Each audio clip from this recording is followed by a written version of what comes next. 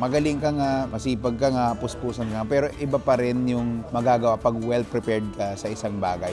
Hi, I'm TJ Valderrama and this is My Best Friend Notes.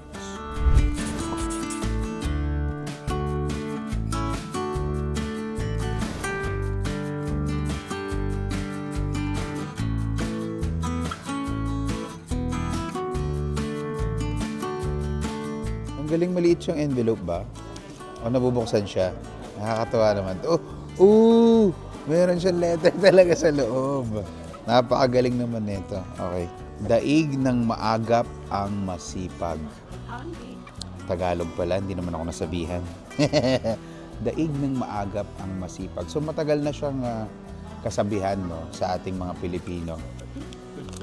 Actually, for me, ang makaka-relate ako dito kasi pag nag-prepare ka, mas okay na well-prepared ka kaysa magaling ka nga, masipag ka nga, puspusan ka nga, pero iba pa rin yung magagawa pag well-prepared ka sa isang bagay. So hindi lang naman to sa work, na-apply din siya sa lahat ng aspeto ng buhay. So mas maganda na lahat tayo ay well-prepared sa anumang, para kahit anumang harapin natin, ma-achieve natin or malalampasan natin yung mga challenges na dumarating sa buhay natin.